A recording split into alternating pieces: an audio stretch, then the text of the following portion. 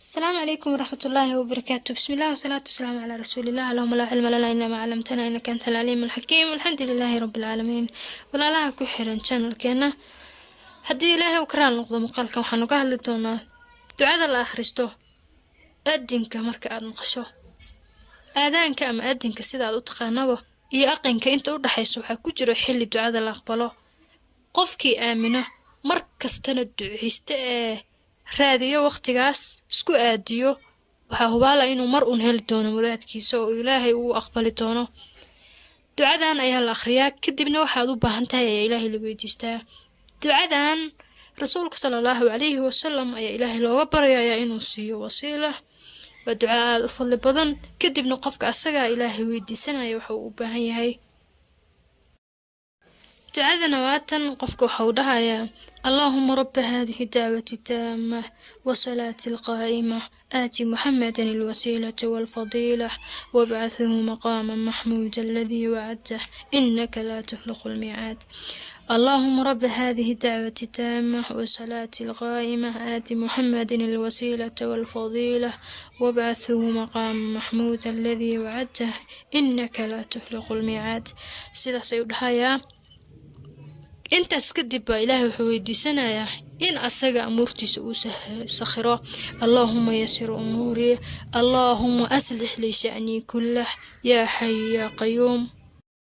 مقعان والوعي العليا مركز إلهي وحكب بريسه يا ذا الجلال والإكرام يا ذا الجلال والإكرام يا ذا الجلال والإكرام كتب حتى في صومالي وتكوي دي سنكرتا وحادو باهنتا يالله تصالحان وحتى قف حنوسا وحدي كرتا اللهم إني أسألك العافية اللهم إني أسألك العافية اللهم إني أسألك العافية وحتى قف مروجيسا لا إله إلا أنت سبحانك إني كنت من الظالمين اللهم إني أسألك فرجا قريبا اللهم يسر أموري اللهم افتح لي أبواب رحمتك يعني أفصامال حتى آخرين كرتا انتاس wax badan baad u baahan tahay oo kala duwan waxaad dhahi kartaa rabbi inni lima anzalta ilayya min khayr faqir ya rabbi inni lima anzalta ilayya min khayr faqir yani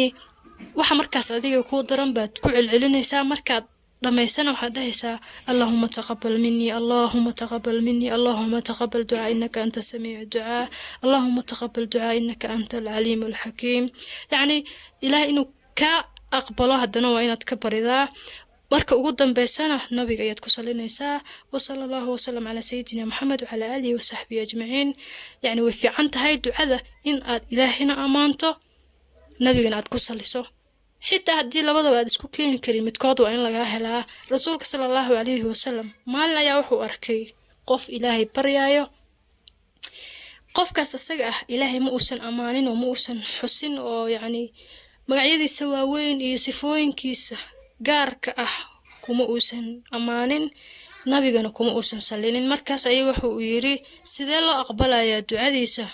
asagoon ilaahina amaanin nabigana ku salinin sallallahu alayhi wa sallam labadaba marka waa muhiim in ducadaada laga dhaxlo waxa rajaynayaa qofka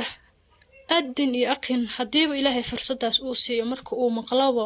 akhriyo ducadan kadibna ilaahay waxa uu rabo weydiisto oo ku celceliyo in aqbalkiisa uu dhow yahay ilaahayna arrimihiisa oo dhan uu hagaajin doono muuqaalkan intaas ayuu ku egyahay waad ku mahadsantihiin waqtigiina assalaamu calaykum waraxmatullaahi wabarakaatuh